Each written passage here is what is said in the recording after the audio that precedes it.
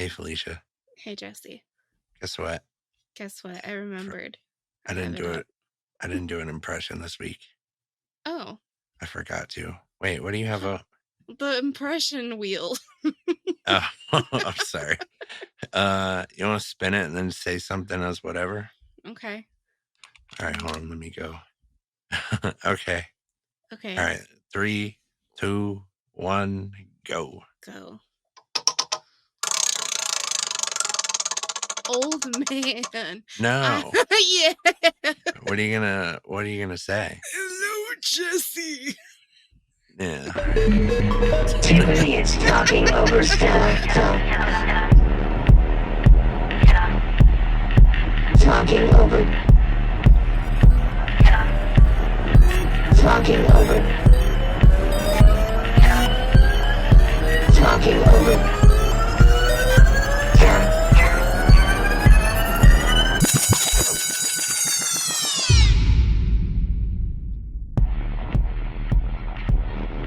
Oh, long time no see, you fucking idiots.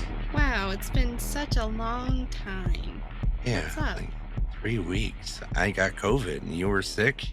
Yeah, I got And before and after Christmas sickness. Two and before different that, things. you were visiting your parents, so we said fuck it. But we're back, But we're back. Here better than we are. ever.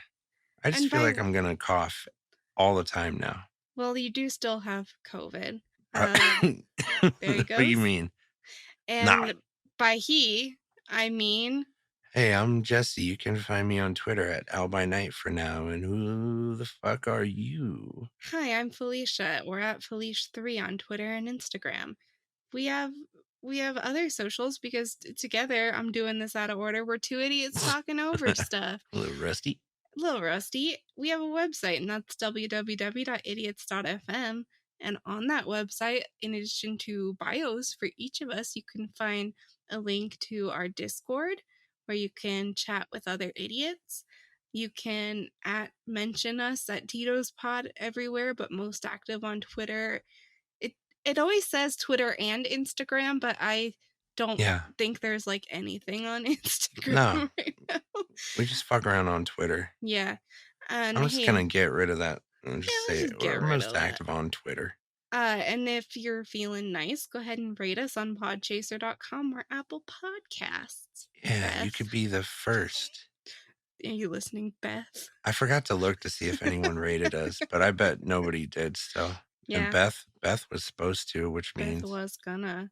She's Actually, a lie. I don't think she committed to that at all, but I'm just tasking her. I sent Beth so many Christmas presents and she can't even fucking rate us on pod. You didn't technically mean to send that many. No. Amazon refunded me for 2 things and then sent them anyway after I had bought the 3rd thing. So Beth had like a Hanukkah experience for me. Yeah. Hey, Felicia. Hey, Jesse. What's been going on for the past month? I mean, it's hard to say other than I got the stomach flu, then it was Christmas, and then I got a head cold, and now it's now. Other than that, it's been... it's been pretty lazy. Been rainy? Been very, very rainy. Yeah. The only time I really had to be out and about was to take my cat to his first vet appointment since his adoption, which I wasn't sure how that was going to go, considering he doesn't love to be groped and fondled. Yeah. But he actually did quite well. He only hissed at the doctor once after his rectal temperature was taken, so I don't really blame him. Yeah. How come they don't have cat forehead temperature things yet? You know, too much hair, I assume. I would shave that spot. No. I think your cat would be okay getting his forehead shaved rather than getting the thing stuck up his butt. He might be okay with it, but I'd have to look at him.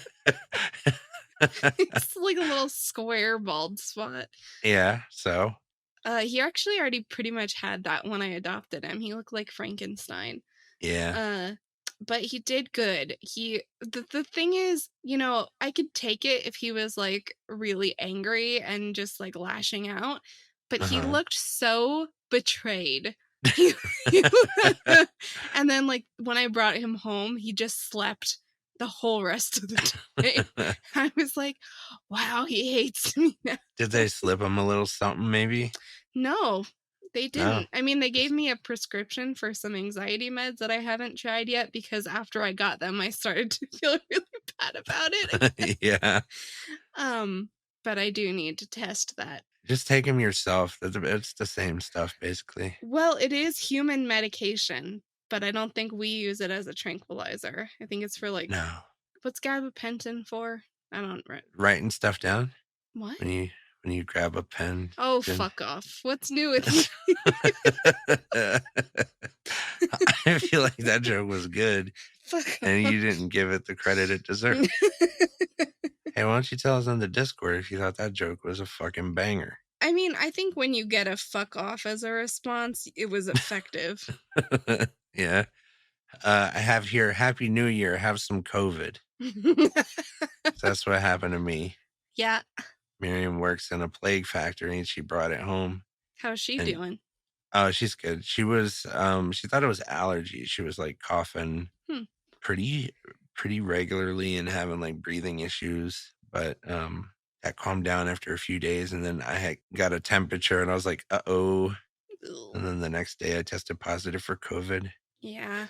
And I feel like I had a fairly mild form of it. I was just like coughing a lot, my throat hurt, and I was really tired, like to the point where I took like 3 or 4 days off of work.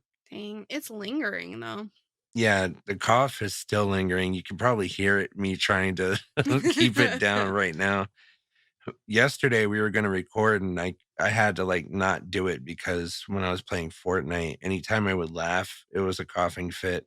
And then it's like what you hear now where where I'm like holding it back, but anytime I talk, I have to cough too. But it was worse yesterday than it is today, at least. This is our special guest, COVID. Yeah, I finally got it. I hadn't gotten it, but I'm kind of glad I got this strain and not the first like fuck off strain. Yeah, for real. Which was a possibility because Miriam got it real early in the whole thing. That was scary. Yeah. Back when we didn't really know anything about it. Like pre-vax. Yeah. So I was like, oh, my wife's gonna die. That's what Cool. yay. Cool. Yay. What a fun time. When I was sick, I played Marvel's Midnight Suns a lot and I beat it. I don't know what that is. It's like my game of the year. Wow. I love it. You ever heard of XCOM? I have heard of it. Or Shadowrun. XCOM is like this, it's you versus aliens. It's like a top-down field. You get to pick a team with like gunners and snipers and blah, blah, blah. And you position them. It's like a strategy game. Gotcha. Okay. And you can use the environment to attack that other side, the aliens. So Marvel's Midnight Suns is like that, but it's got like a ton of elements. It's got too much story for me. That was my main gripe. Fucking of course. Because I would say of the dialogue, I skipped 99% of it. The dialogue that pops up, it wasn't like cutscenes. It was a talky dialogue. Well, okay, that's not as bad because I do that in stuff like, I don't know, like Skyrim, yeah. I just scroll through the dialogue because it seriously doesn't matter. And you can skim the subtitles and it's just like speed through the dialogue. I just straight up mash the button as in I don't care about it. Yeah. But that does seem like a game where the dialogue's not really necessary. No, but it's like a friendship simulator. That part of the game feels out of place. So you're basically like the Midnight Suns all live in this this thing in the sky. This is where it would be good to know what the story is. But they live in this like castle in the sky, and it's you and a bunch of other superheroes like Ms. Marvel and Captain America, and you unlock superheroes as it goes. Like you'll eventually. Are you ever gonna play this? No. You eventually get Scarlet Witch, and like I'm not gonna say anymore. Okay. Scarlet Witch it's clear she's coming. But yeah, the combat is really fun. I was very addicted to it. I played it nonstop while I was sick. and then beat it. And that's the first game I've beat in a while. And that's the first game like that I've played that much. So I guess relatively short game. No, I was like sick and not Yeah. working. Yeah. So that's when I wasn't playing Fortnite. That's all I was like playing Midnight Suns and nodding off while I was playing it. And that's all I did while I was sick, basically. It's lengthy though, and then once you beat it, there's like a plus version of the game. So you can Is it replay it. like you can you get, because like you said, it's a friendship simulator, can you get different endings? I don't know. Like you play this character called Hunter and you like balance light and dark in this character. I always go light when I do these types of Yeah, me things. too. I feel too bad. Yeah. So I went full light and I don't know. I don't know what happens if you go dark. Interesting. But yeah, you like enhance your relationship with the other superheroes and as you make better friends with them, it gives you like combo abilities in battle. Okay. And it's a deck builder. So all of your heroes start off with kind of shitty cards, and as the game goes on, you like upgrade their abilities. It's funny. Is this a new game? Yeah, it's brand new. That's funny because it, like, Marvel Snap is really huge right now, so it feels like similar but more story. Yes, but the combat is really fun, and it's nothing like your abilities are on cards, but the combat you move yourself around a field, and like Spider-Man's really good with like environmental shit. He can like kick dumpsters at people and stuff like that. It's hard to explain the combat, but if anyone out there who's played XCOM will know what I'm talking about. Cool. But it's like a strategy game with a relationship sim, and it's a deck builder. Nice. But really fun. I had a lot of fun with it. Did you play anything new? I played a little bit of Stardew Valley, but I'm kind of coming to the end of like the missions you can do.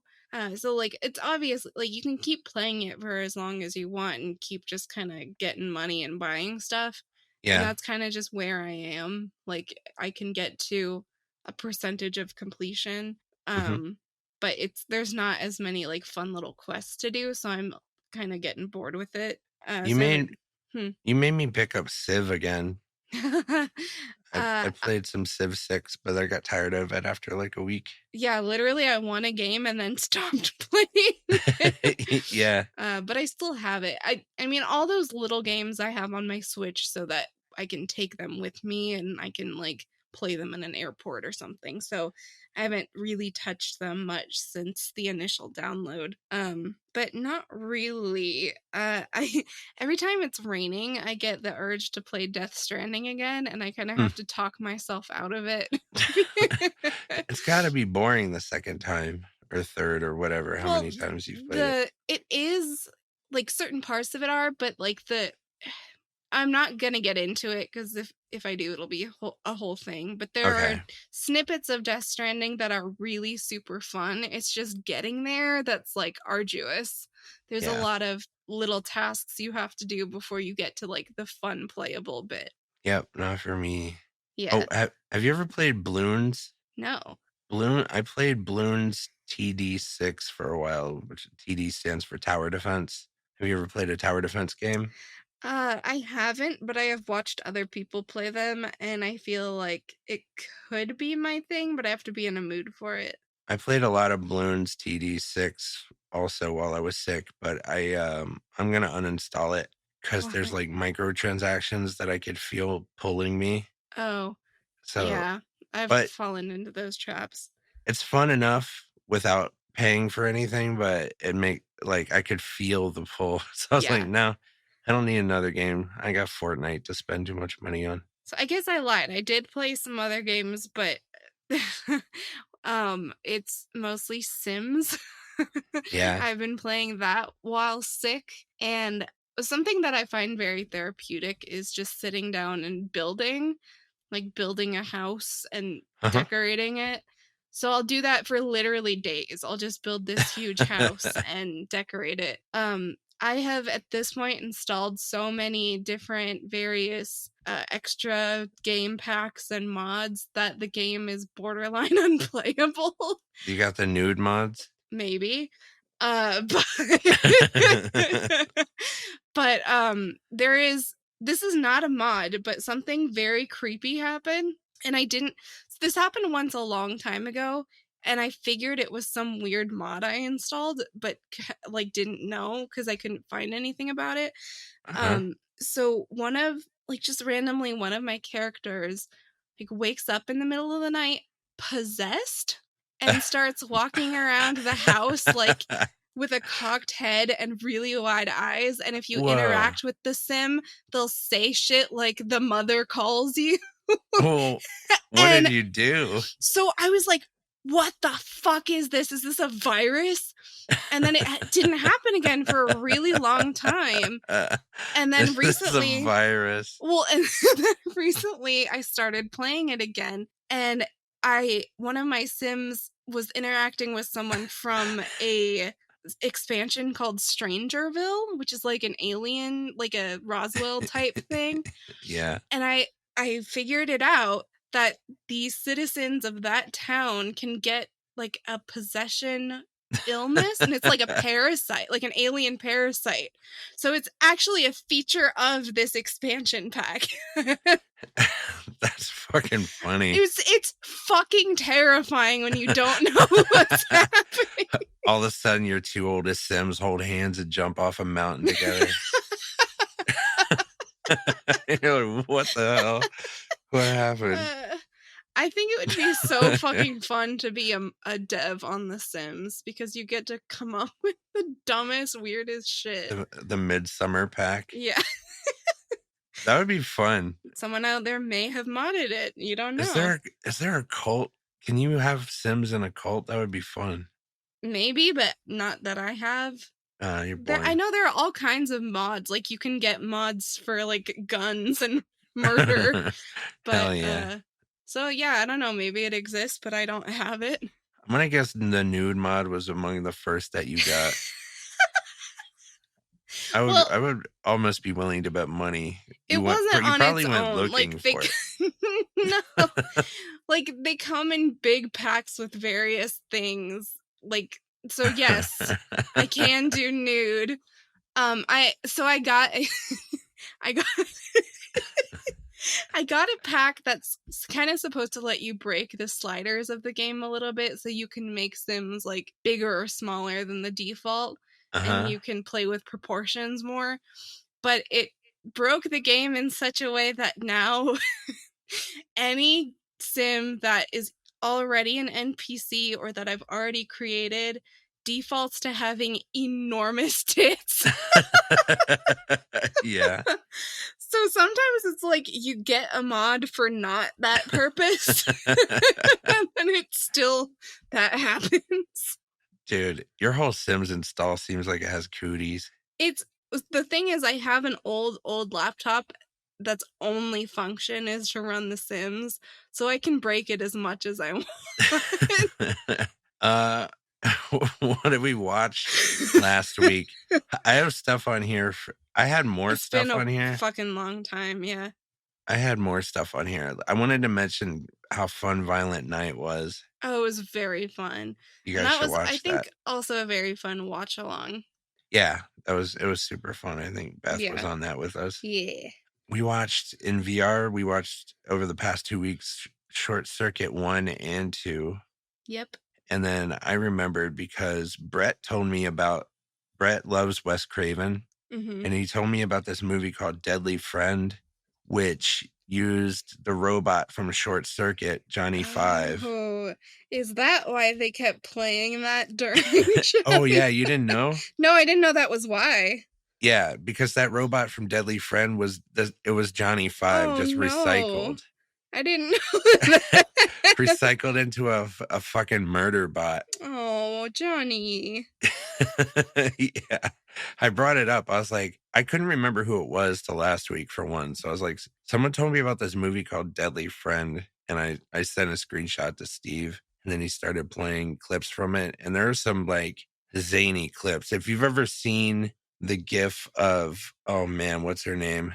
from Throw Mama from the Train in Ramsey. Oh, Does that yeah. sound right? Yeah. Oh, yes. If It you've is in ever seen the Ramsey. gif of her getting her head knocked off by a basketball, like her head exploding, Mhm. that was from Deadly Friend, and that was a fun little surprise because I've seen that gif a billion times on the internet.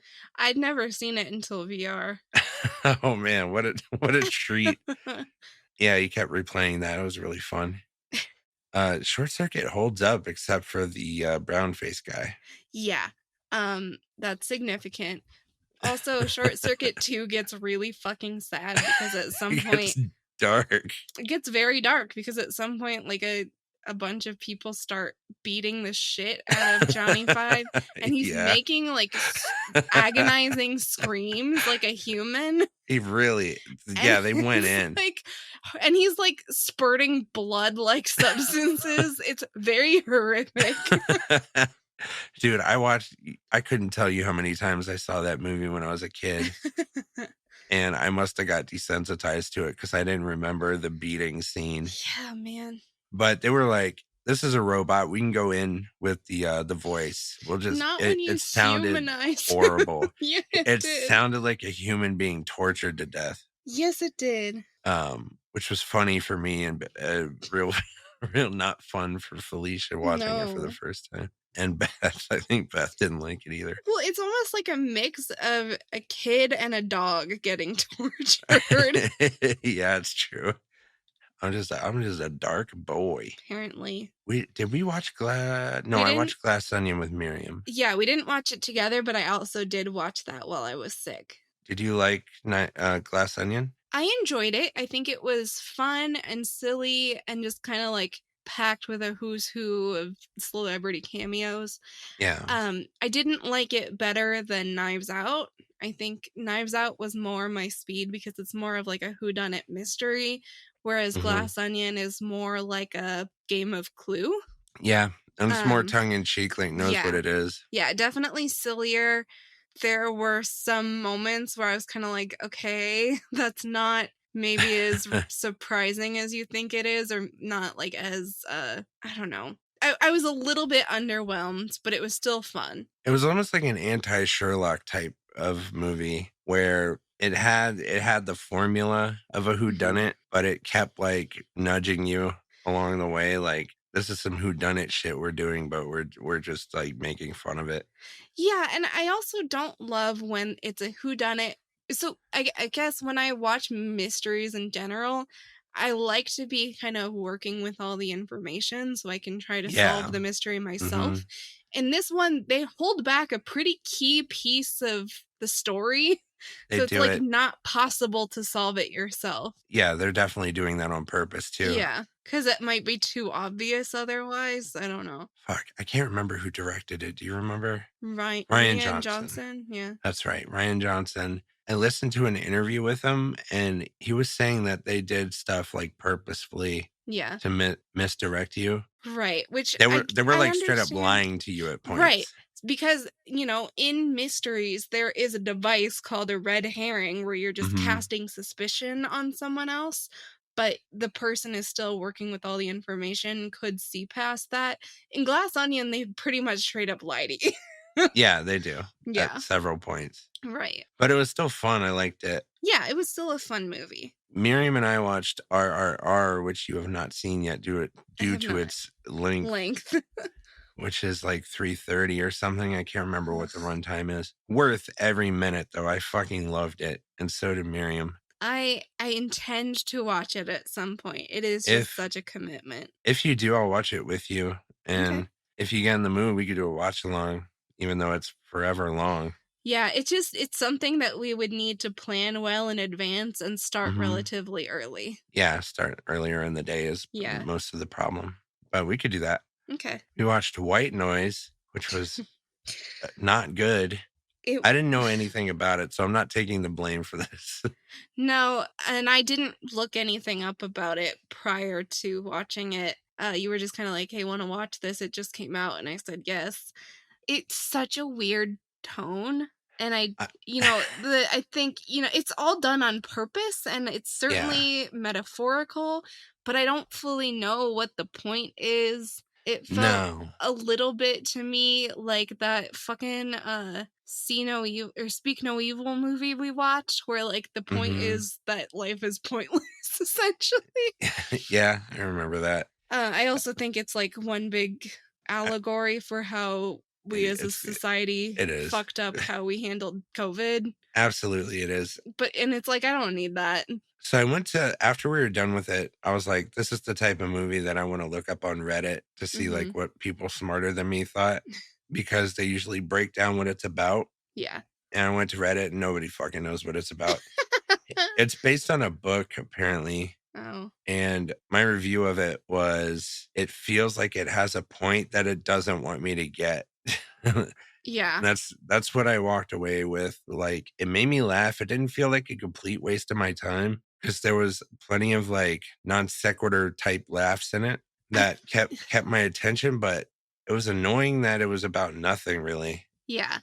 I think that if I hadn't watched it with you, it would have felt like a much bigger waste of time because I wouldn't have Yeah. laughed at those parts probably. Yeah. But yeah, it's like very much beating you over the head with something, but I'm not Mhm. entirely sure what that thing is. I think that's mostly what makes it so annoying Yeah. is that it really feels like it's trying to drive a point home the entire movie Mhm. and then it just doesn't. So it's like Yes. stringing you along, making you think you're going to get it at the end and you don't. Right. But yeah, it's an allegory for COVID. Yeah. That's the whole thing. Yep. We watched Paul T. Goldman in VR, Yes, we did. which was Elliot Morgan recommended it on Twitter and he said going blind and we did. Well, you had started it and you Oh, yeah. stopped to be like, I need to watch this with people. Yeah, I watched one episode of it and I was like, yeah, I need to watch this with people. I didn't watch it with Miriam because she hates awkward humor. Hmm. And that's what this is.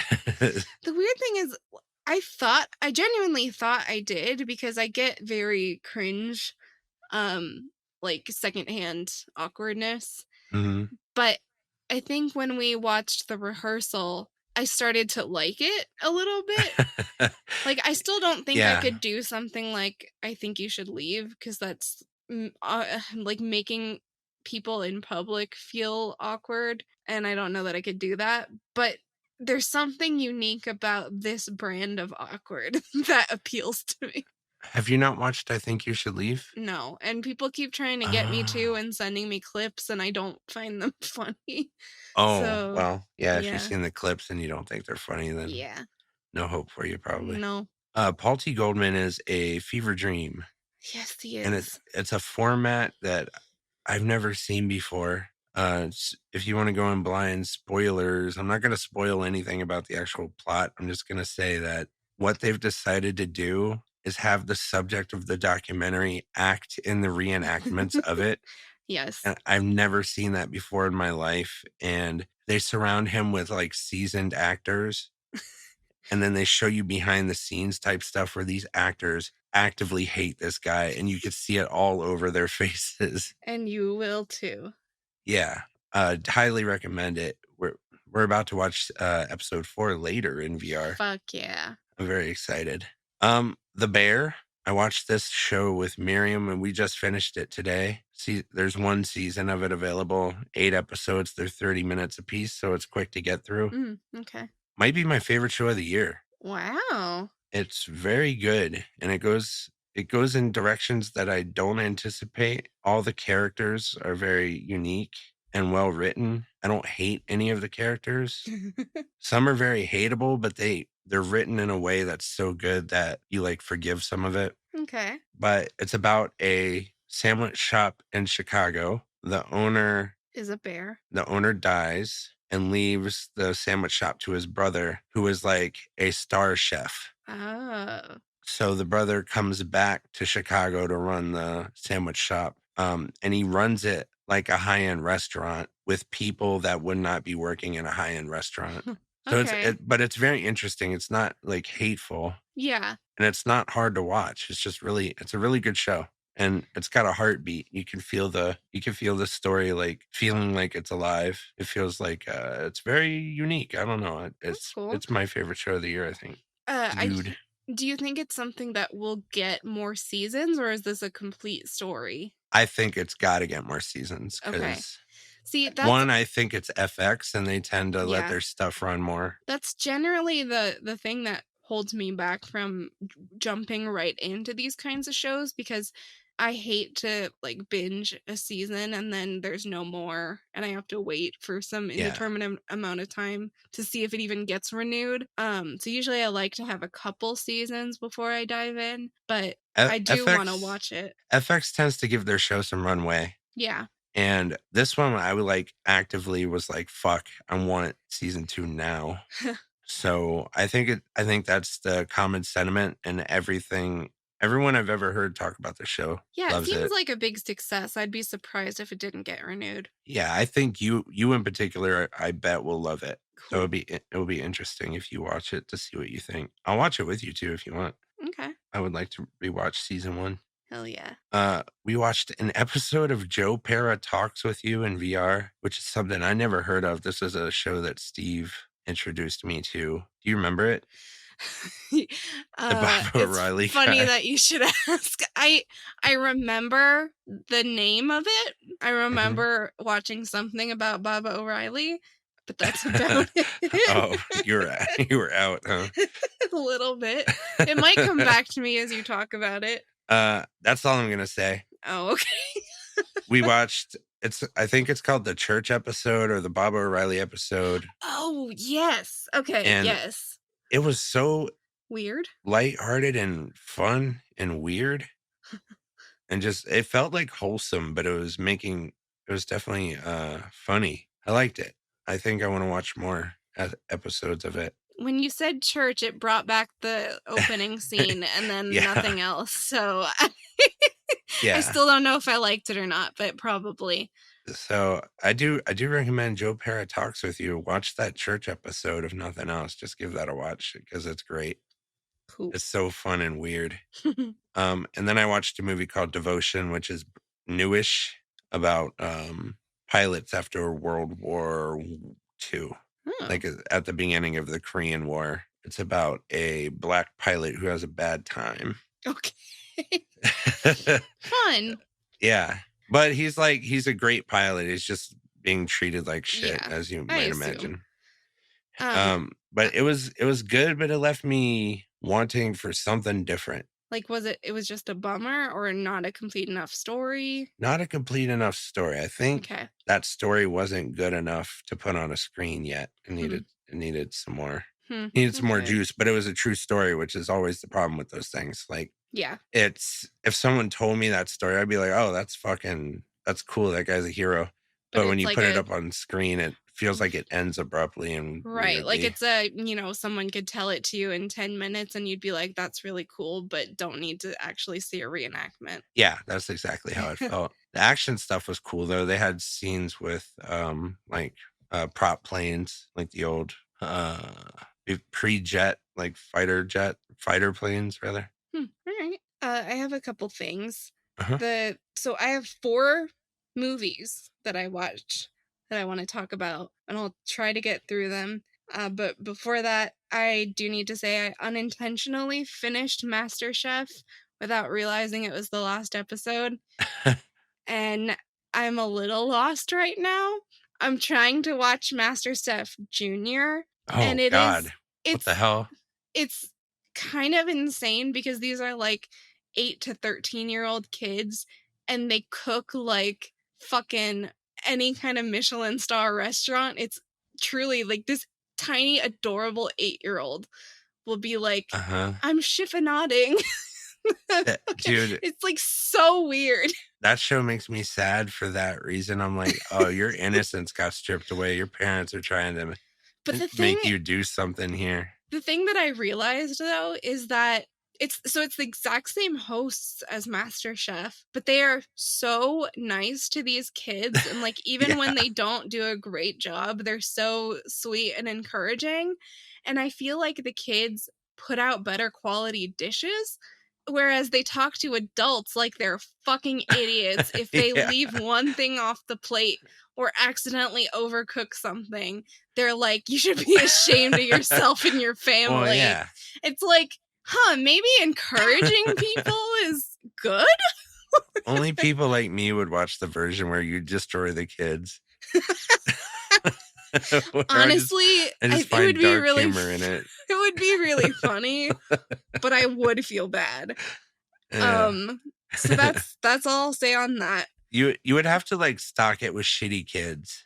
You Yeah. couldn't have nice kids and do that to them. Cause like even when they're very merciful when they eliminate kids, they'll be like, you did such an amazing job. There are just all these other talented people we have to push through. Like such sugarcoating, but then the Yeah. kids will still cry and you'll feel like, oh my God, just let them go through. Dude, they should have a they should have like a Scared Straight reality show where they send these kids into a prison to cook. Dude, they put them in Just charge. destroy them. They put these kids in charge of like a really high-end restaurant in, I think, LA, and didn't tell the diners that they were being served by children. But right, Gordon Ramsay is running this restaurant and like yelling at the kids. Like, that's pretty fun. This is insane. You might have talked me into watching that. Well, the first season is interesting because one of the contestants, who I think was 12 on that season, went on to win a season of MasterChef in the future. Wow. So it's kind of cool seeing like where she started. Yeah. I'm not paying like super duper attention. It's kind of on in the background, but I'm liking it more than I anticipated I would for not being much of a kid person. Yeah. You made me want to watch it because I like competition shows where people are friendly to each other. Yeah. And it's not definitely dicks. that. That's good. Yeah, I would be into that. Okay, so the movies I watched. The first one, and these are all brand new, like this year. The first one was actually a documentary called Buried, the 1982 Alpine Meadows Avalanche. Wow. I think I've heard either of that event or that. Is that an older documentary or new? It's a new documentary, but an old event. It took place in the 80s. 80s? Yeah. I think I've heard of that. It's weird because I never had, but it was right in Lake Tahoe, which is close-ish to me. It's like the destination spot anytime someone here wants to go to the snow, they go to Tahoe. And it's like 2 hours from my parents. So there was this ski resort called Alpine Meadows that was basically in a valley. Like there's no way this place should have existed where it was. It was in a valley, so an avalanche could literally happen on any side of the building. Yeah. And they tried to stay on top of it by like, so they were interviewing all these people who used to be like avalanche patrol in the area and how they would try to like keep on top of the avalanches by setting off charges in the mountains and doing like small controlled avalanches to kind of get rid of some of that buildup. But then they had this huge blizzard and a huge like buildup of snow that they couldn't keep up with. And this giant portion of the mountain broke away all around the lodge and decimated it. Like in seconds, just wiped it out. And I believe there were 8 people in the lodge at the time. So it was like all these people searching for their friends and coworkers who were in that accident. And they actually found one person alive after 4 days, I think. Oh, that's it? Yeah. Damn. Yeah. So it was really interesting because it's so close to here. And like I'm listening to the people talking about, you know, they went to Berkeley or UC Davis, and those are schools around here. It's just really interesting because I didn't know about it, but it was sad for sure. I bet if that happened today, they would find more people alive. Maybe, but now they we've were got saying like dogs and stuff. They used dogs, and that's how they found the one person still alive. But the thing, the people, it was like really dangerous to be there still, so they were trying to get these people rescued or see if they were rescuable, but they could only work in shifts at certain times because they were in danger. So a dog alerted that they might have found somebody, but because there was so much, like, it was a lodge, so people had like dirty socks in their lockers and shit like that, the dogs kept alerting. So they kind of didn't believe the dogs at a certain point. So a dog alerted that there may be someone still alive, and the owner wanted to search, but the crew was like, we can't risk it. So the person who could have been rescued in 2 days ended up waiting another 2 while Oh, they, like, oh had to man, wait to get back to the area. that So fucking yeah. sucks. Yeah. But it was a really interesting documentary. I would recommend it. I've seen something. I think maybe they did a movie about it that I've seen. Oh, maybe. Actually, I'm nearly positive they did. See, that also seems like an interesting story that probably wouldn't be that much of an interesting full-length feature film. I think the film like sucked, but it was funny because of how much it sucked. Yeah, that If I'm remembering tracks. correctly. I would just check out the documentary. Yeah, I'm interested. Yeah. The second movie, I'm doing these now in order of like enjoyment. So the second movie that I ended up watching was The Pale Blue Eye on Netflix. Oh, how Um was that? I was gonna watch that. yeah, so this is the period piece about Christian Bale and Edgar Allan Poe working together as like detectives. Uh-huh. Um it was entertaining, and it like at first kind of started to end in a way that I was like, this is nothing, and then went up and like got better and something unexpected happened. But my main gripe with it is that there is really no reason that this needs to involve Edgar Allan Poe in any way. The only reason he's even in the story is because it's set at the West Point Military Academy around the time where he attended. That's it. And it's not based on a true story or anything. So Right. So it's like Abraham Lincoln Vampire Hunter. exactly. There is no fucking reason he needs to be in the movie. And I think it would have been better if he wasn't. Yeah, that sounds Um, about right. so yeah, I think it's entertaining if you liked kind of gothic mystery period pieces, which I do, but you know, it is what it is. It wasn't fantastic. It was kind of a Netflix movie. Dude, I want to make a podcast called Sounds About Right, but it's like WRITE. Oh, of course. All right, that's my little I just randomly thought about it because I was like, yeah, that Poe thing sounds about right. And then I was like, wait, that's a But yeah, podcast I title. really would compare it to Abraham Lincoln Vampire Hunter, although Yeah. that's certainly more ridiculous. Yeah, but it's just same like putting a premise. historical figure in there just because you Yeah. want to write Yeah, that person for fun. exactly. The next one that I watched, I had to renew my HBO Max sub because of an upcoming thing we'll talk about later. But Uh-huh. I ended up watching The Menu, which everyone's been talking about lately. Yeah. What's your take on that? I've heard several different things about it. It's one that I had to, I think, sit on for a day, but I really did enjoy it. I think I was feeling a little bit like it was just kind of absurd and heavy-handed at the time, Mm-hmm. but I think it worked.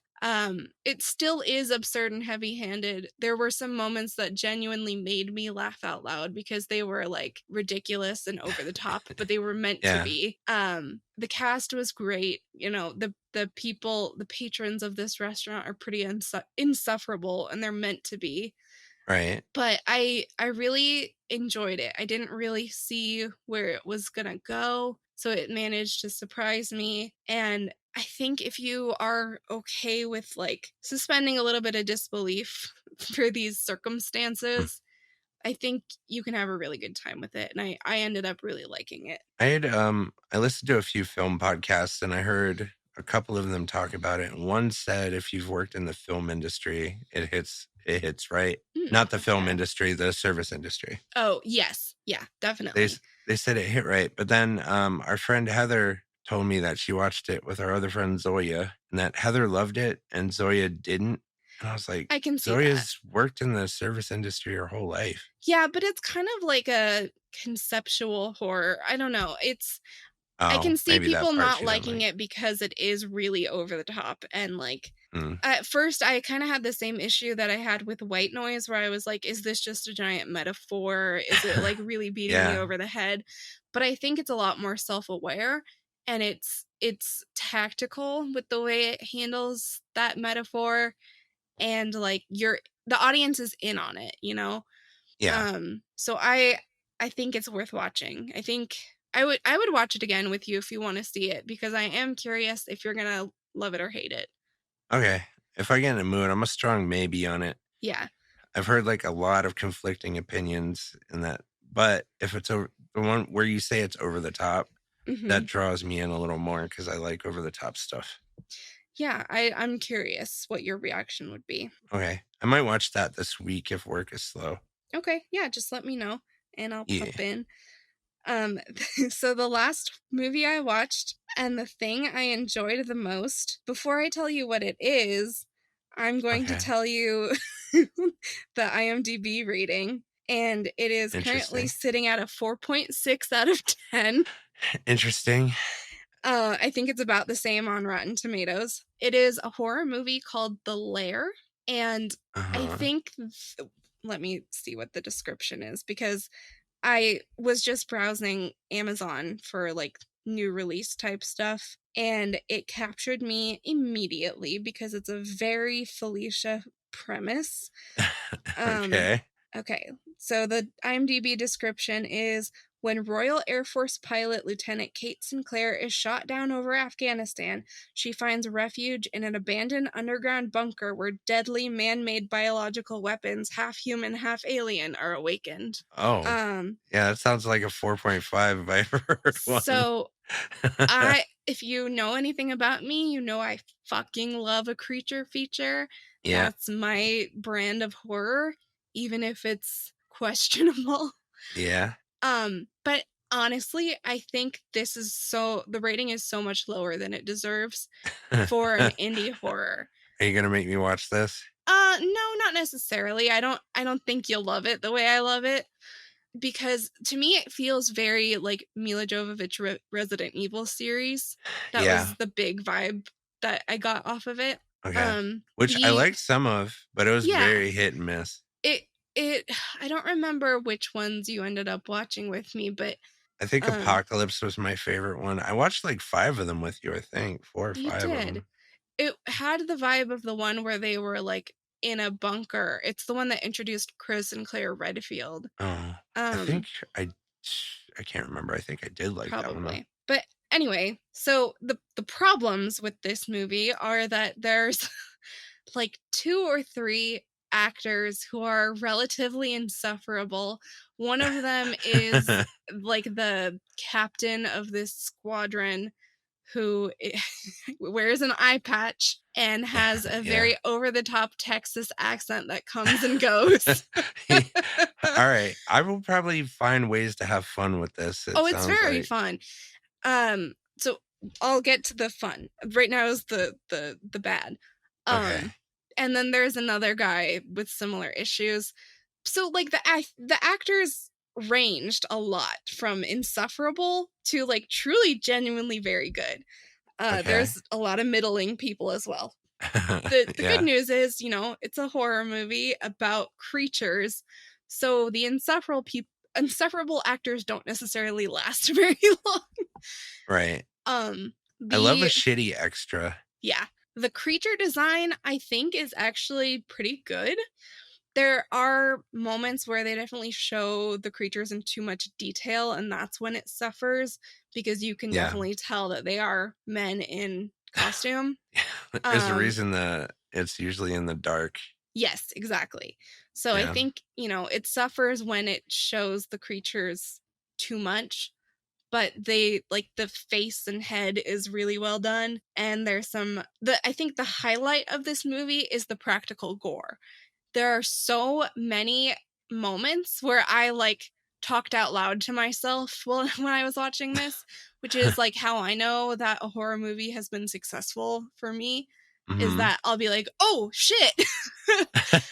And that happened a lot in this movie. There's a lot of like face ripping off and like head popping and like a monster's hand going through a face and that kind of shit. And genuinely, like, fucking delightful. The effects are great. Yeah, I might like this. Yeah. I had so much fun watching this movie. Like The Lair, yeah. So I don't know, it just captured my heart. And I really had a great time. I think the takeaway here is that IMDb and Rotten Tomatoes ratings, you can't take them at face value. It really depends on what you're watching. Oh, You yeah, know, if especially with it's horror. yes, if it's horror, you got to give it that buffer. Like a 5.0 is, you know, usually my cutoff. I usually don't go under that, but sometimes I'll go in the fours specifically for horror because I know that indie horror, you know, doesn't get a lot of views, and the people who do review it, it's not necessarily for them. Right. So like I tend to be a lot more lenient on indie horror in that way, and I'll give it a chance even if it doesn't seem like the audience has loved it. And Are you gonna write 666 words about it for Fright Day? maybe I so what I did do is when I went on Rotten Tomatoes, it had like a 30-30 audience and critic scores, Mhm. but it had only a handful of audience reviews. So I was like, I'm gonna post my own fucking review because this deserves better. And I Hell think yeah. I like single-handedly raised it from a 30 to a 40%. Hell yeah, cool. But I don't know, maybe. I was very delighted by it, and it was very for me. I think you might have a good time with it because it's definitely mockable, but Yeah. there are also some really, really fun practical gore effects. If it And As long as it doesn't take itself seriously, if it knows what it is, then I can mm, usually have fun. I think it knows what it is. You know, certainly some of the actors are taking it more seriously than they should, but there are a couple of standout performances that like did maybe too good for the movie. Yeah. Yeah, The Lair. It's the same director who made The Descent, and Uh-oh.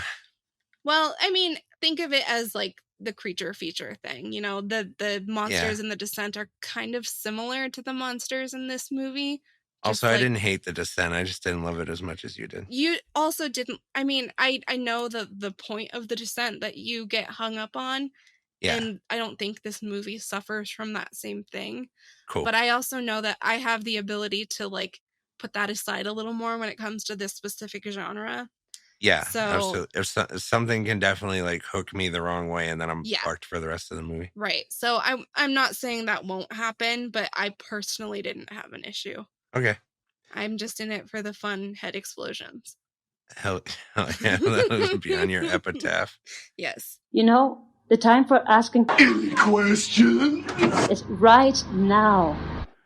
Tatiana I asked for questions, and Tatiana hit us with 3. I figured we could just do one at a time, and we'd go through them week after week. Okay. The first one was about New Year's, so we can't. We fucked up. We got sick. Tatiana asks, was there ever a time that someone said, I liked whatever movie, and you knew you two would be friends? So I can't think of like an instance, like a setup like that where someone was like, "Oh, I like this movie," and then I went, "Let's hang out." Mhm. But generally, it's a good sign if somebody likes What We Do in the Shadows, either the show or the Right. movie. Yeah, that's a It's a good pretty call. good litmus test as to whether we'll get along. For me, I'm in the same boat. I don't think I've ever been like, I don't think someone's ever said they liked a movie and I was like, oh, we're going to be best friends. But if you like Fear and Loathing in Las Vegas and like Superbad, I think those are 2 pretty good barometers for me of the type of humor that I enjoy. Interesting, because I feel like I mean, I watched both of those with you for the first time. Fear Uh-huh. and Loathing is certainly not my cup of tea, but I'm happy to have seen it. Yeah. Superbad I had a much better time with, but I don't know that if you were like, to be friends with me, you have to love Fear and Loathing, I'd be like, sorry. No, those are just like 2, and like Super Troopers. Those 3 movies are like very good representations of things that make me laugh. Yeah. And Fear and Loathing is more of that's like a dark comedy. It's not really funny, but I find humor in it. Yeah. It is fucking hilarious, actually. I'm going to take that back. That movie's funny as hell, and I think it tries Do you to have be. a meowing cat? Yeah, she's been. Miriam went to bed, and every time Aw. Miriam goes to bed, she's got this little turtle toy, and she puts it in her mouth, and she wanders around the house doing little trills. I was trying to figure out if that was coming from outside or from you. No, and I can't ever tell if she's like she wants to play with Miriam, but Miriam's gone to bed, or if she's trying to give Miriam like a dead thing Aw. to be like, come back out, look at this dead thing I got you. I caught it for you. I caught this little turtle. The little turtle kind of looks like a dead mouse, so I think it might be some of that. Yeah. But yeah, she just fucking wanders around chilling, and I can't do anything about Poor it. baby. Now she's just chewing on the turtle.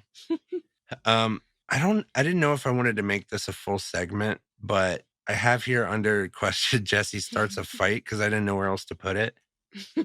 But I have lots of these little things that I think about where I feel like there are going to be people strongly on one side or another. I think that's probably a good segment considering our relationship. Yeah, but my worry is that I won't be able to think of them, like enough of them. It doesn't have to be a regular one, just whenever you have one. Yeah. Well, this week I have two. Okay.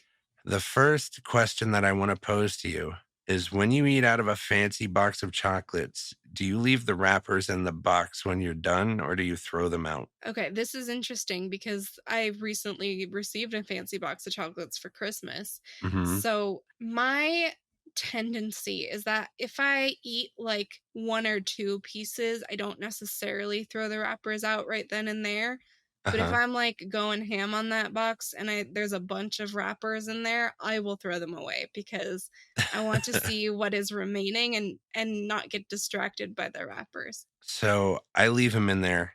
Miriam hates it when I do this. I do it with a lot of stuff, actually. It's not just fancy box of chocolates. See, I feel like specifically for the chocolates, it doesn't bother me until you get down to just a few chocolates left. Because if you have a bunch of wrappers in there, you think you have more chocolate than you do. So I just want to see what I have left at that point.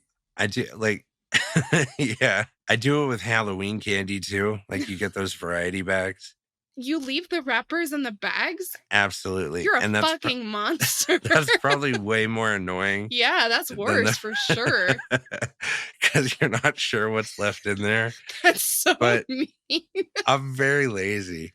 But like you reach for a Reese's because you see the wrapper and JK, there's no Reese's left. Yes. That's definitely worse. But look, that's what makes me a good programmer.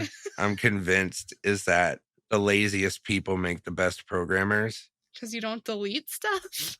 No, because programming is all about laziness. That's like how programming evolves. You think about stuff that a program could do for you easier, and all of that is rooted in laziness. Interesting. I can There was see that. There's a Bill Gates quote actually that he would purposefully look for the laziest coders because they were always the most inventive. Yeah, that's true. But that laziness like leaks out into my life. I'm super fucking lazy. So I will leave wrappers in bags and I mean, I'm super fucking lazy too, but that's more like I don't wash dishes for a month unless like I purposely fuck my wife into thinking there's candy that there isn't. Yeah. I'm not a dish person either. We do this horrible thing too where we get it's wasteful. I guess it's not that bad. But we get paper plates. Me too. And plastic utensils. The plastic utensils is probably the bad one, but yes. Yes, but you can also buy biodegradable ones. So I'm trying to do that. I hate doing dishes too. Me too. So yeah, we will just get fucking paper plates and plastic forks, and it's terrible, but lazy. Oh, that's Jester. Oh, Jester. She's still looking for Miriam. Okay, my other one. This just came up in Fortnite earlier. Okay. I don't remember what the context was, but I said I hate round toilet seats. Oh. Heather, the oval ones? Yes, our friend Heather did not know what the fuck I was talking about, and it blew my mind. I know what you're talking about. Shannon didn't really know what I was talking about either. And then we decided that it's guys that hate the round toilet seats because you have to tuck your junk in when you pee if you're pooping. Yeah, I can see that. And it's very difficult with those because it like takes a bunch of real estate out. It probably also depends on how big an ass you have. Well, Steve's theory was that the people that hate it is it's dudes with small butts. But I don't know why it would be small butts. Yeah, I don't know why it would be small either, because if you have a small butt, there's more room to tuck junk. Kinda, yeah. Yeah, I don't know what he meant. I don't either. But I hate those fucking circular seats. I guess I And- don't encounter them much. And usually the ones with the circular seats are just smaller in general. So Yeah. like you're squatting essentially because it's like so low to Right. the ground. My grandma has one of those in her house, but she's getting it replaced for that reason because it's just so awkward. I don't know who invented them and why. Why not just put the oval ones everywhere? Yeah. I definitely think the oval ones are more comfortable. Probably just because they're bigger. It gives you more room to do your thing. Yeah.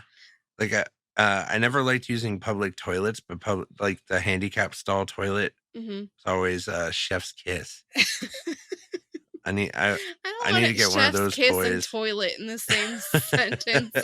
I need one of those boys at my house. I've never used a bidet either. I need to do that too. I haven't either. I just it's my whole gripe with a bidet is like, how do you not just have the wettest ass? Some of them have the drying function, but that's only if you get like the higher end ones. Well, the theory is that it's very targeted and you just find the spot and then that's where it is. But then I feel like you still have to use toilet paper to... You do, but it's like one square as opposed to the magic marker thing from Parks and Rec. The best bit in that show. Yeah, it was a blooper. They should have left it in the main show. What a great bit. Sometimes when I wipe, I'll wipe and I'll wipe and I'll wipe and I'll wipe 100 times. Still poop. Let me check that. It's like I'm wiping a marker or something. Yeah. Like, remember when Chris Pratt used to be funny? Yeah. R.I.P. R.I.P. Chris Pratt. I think he was funny. I don't know what happened. Yeah. He's still not. Not really. No. He sucks as Mario. As I said, I forgot to do the impression. I have impressions in the chamber, but I forgot. That's okay. We were running long anyway. We had a lot to cover. We sure did. We still do. Yeah.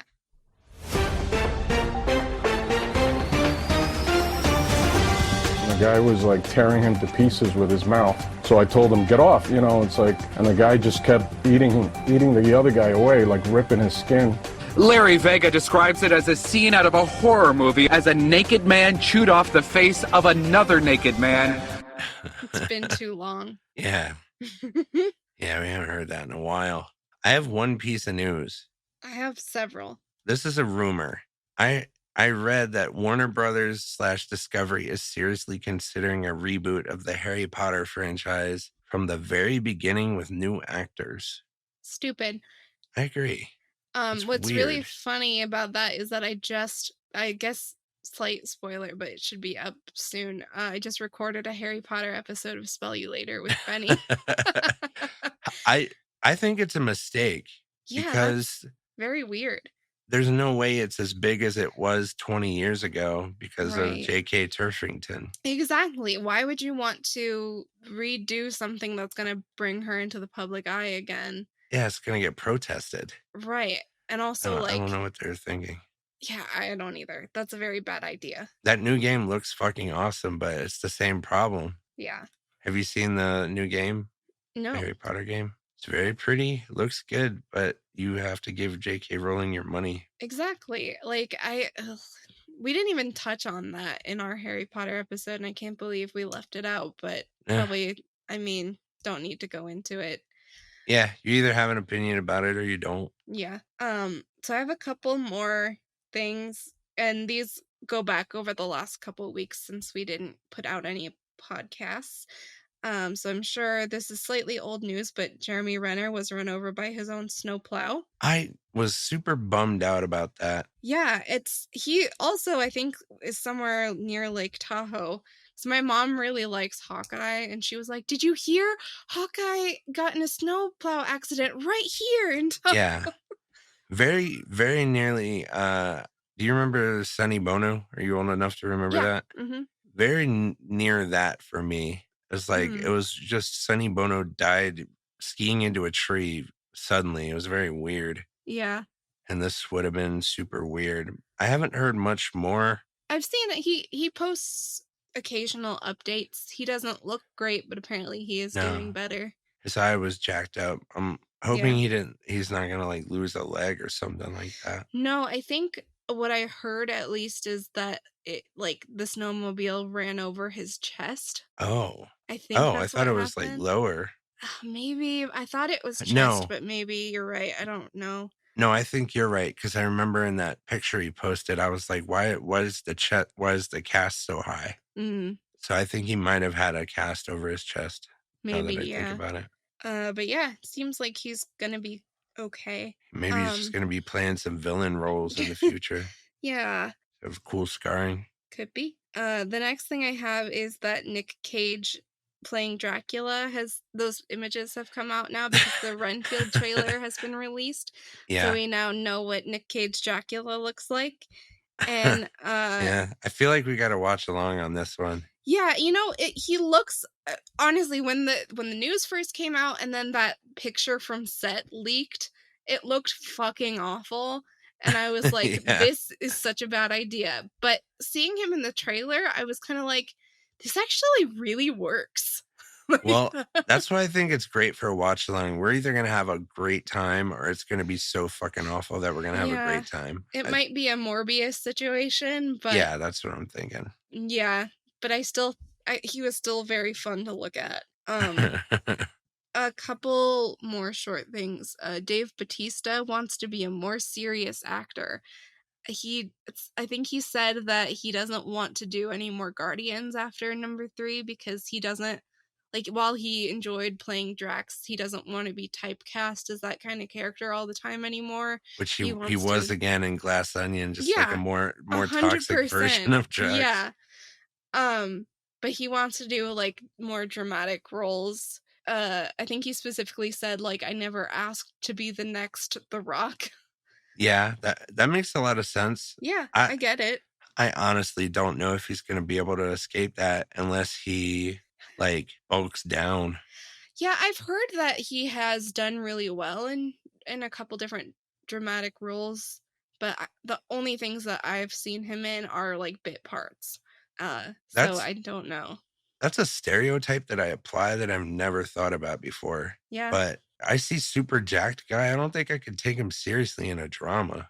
Unless it's he's the villain. Maybe. And he's doing some shit. But that's not really a drama. That's an action movie. He would be the villain. Yeah, probably. I couldn't see him in a love story. No, he's not ridiculously because jacked. he's not a leading man, No. Yeah. I wonder if I guess I could see him doing action or drama. I wonder if he allowed some of the muscle to fall off of him, because I think he's a good actor. Yeah, I think he has the chops. He's just always in a superhero suit. Yeah. So when he shows up in a drama, what are you supposed to do? Maybe he will bulk down now that Batman. He doesn't. Right. But now he doesn't have to do heavy duty Marvel training or wrestling training, so maybe he will lose some of that muscle mass. That would be interesting. I wonder if he does that. Most guys that are that fucking jacked are religious about it. Yeah. The Assassin's Creed Netflix TV show adaptation lost its frontrunner. Oh no. They bailed. So I really don't see it happening. Sign. That's a real bad sign. It is a bad sign, but hopefully that means they'll just stop. Yeah. If they recast it, that person probably bailed for a good reason. Yeah. Maybe the script sucks. Could the reason be a Netflix original Assassin's Creed show? I think it could be. Could be. And also Netflix is canceling shit after one season left and right. Every streaming service is. Netflix is really egregious about it, though. Yeah. There is a Terrifier 3 in the works, apparently. I'm very excited about that. Yeah. The director says it's going to be the scariest one. But I don't know. I haven't found them particularly scary. I think they're more funny. Yeah, me too. It wasn't scary at all to me. No. Just really funny. And the last thing I have is actually, I saw a trailer literally right before we started recording this for a documentary, or I think it's just a documentary. I don't think it's a series, called Pamela, A Love Story. And it's Pamela Anderson, I think pretty much reacting to Pam and Tommy, because it seemed like she was saying, like, this is in the media again, and it needs to be told from my perspective. Is it a watch along? It could be. It genuinely looked like more. It looks like more than that. You know, it looks like more of a documentary about her life, and it looked Yeah. genuinely very interesting. Like, I think I will end up watching it. So we Dude, could do a watch along. I keep waiting for there to be a technological advance. I think a lot of people, like the same people that like reaction videos, would watch along shit on a streaming service. Oh, maybe. Like, I'm just waiting for them to figure out how to innovate that technology because it wouldn't be hard. It's almost like a commentary track just from somebody who had nothing to do with the making of Absolutely. I don't know why they don't. It would be so easy to just change your player to have 2 panes in it. Yeah. And you play the person on the right and the movie on the left. That would be cool. I don't know why they don't do that. That comes out January 31st on Netflix, by the way. Okay. I'm moderately interested in that just because I Yeah. liked Pam and Tommy.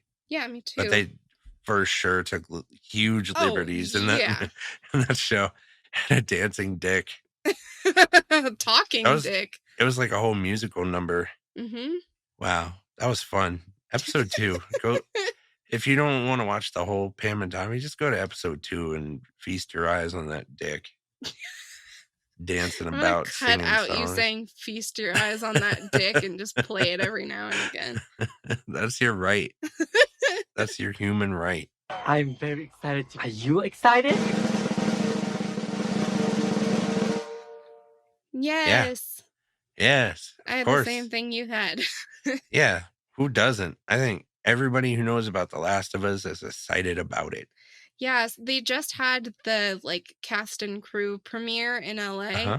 So it's all over the news again, and like the reactions to it have been really great. But The Last of Us is out on HBO this coming Sunday, January 15th. And that's why I renewed my subscription. Fuck yeah. And I think they lifted the review embargo. Yeah, it seems like it. I am just seeing good things back to back to back to back to back. Yep. I'm excited. I don't think I will watch this with you, at least not the first time, because I don't think I want to talk when I'm watching it. No, I don't want to either, and I'm for sure going to want... This is going to be something me and Miriam watch together, for sure. Yeah, for sure. Because of you, she played both the games. Yes, we were having a conversation after she finished the second part, and she was just kind of like, well, fuck that. And I'm like, yeah, feels real bad, huh? Yeah.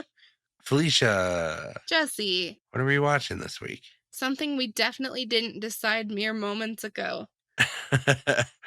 My runtime's wrong on this. I forgot to change the runtimes. I don't know what it is, but I assume it's maybe like 1:30, 1:40. That sounds right. Sure. But it's Best in Show, which we've somehow never seen. No, it's a Christopher Guest comedy. Christopher Guest has done some other stuff, and he's just never been on my radar really. But Steve says it's very funny. And it's got Eugene Levy and Catherine O'Hara. Yeah. We were going to watch this with Beth, I think as I was getting COVID, maybe, because I remember not feeling well or being too tired or something. Yeah, it was definitely on a day where the COVID seemed gone and then got worse that night. Yeah. So we decided, fuck it, we'll do a watch along. So we're going to watch Best in Show this week.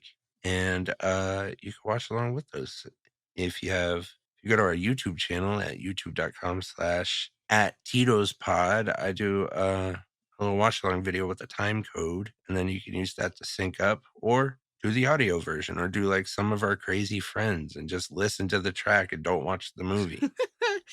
Which I can imagine sometimes is okay, and then other times is just a lot of silence. It must be really fun. Like, if you like being startled.